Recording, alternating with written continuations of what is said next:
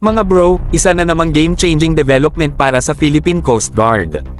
Ang bagong activated na Coast Guard Fleet Unmanned Vessel Group ay nagsagawa ng USV, o Uncrewed Surface Vessel, Operations and Maintenance Training sa tulong ng United Nations ODC. At saan ginanap ang matinding training na ito?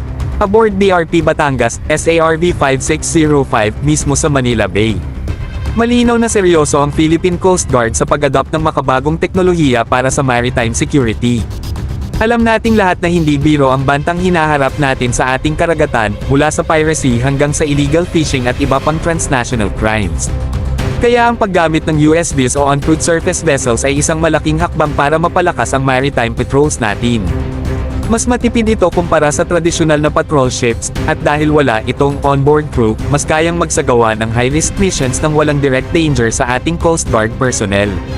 Isa sa mga pangunahing target areas ng grupong ito, ang Sulu Celebes Sea, isang kritikal na rehiyon na matagal nang hinahamon ng maritime threats.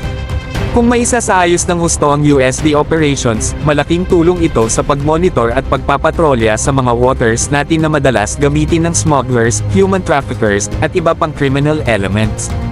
Ibig sabihin, mas malawak ang coverage ng Philippine Coast Guard nang hindi na kailangang gumamit ng maraming tauhan sa frontline. At hindi lang ito tungkol sa security mga bro. Malaking factor din ang Disaster Response at Search and Rescue o SAR operations ng Coast Guard. Imagine sa halip na risking leave sa matitinding bagyo at emergency situations, ang USVs ang unang magde-deploy para mag-survey at magbigay ng real-time data sa command center.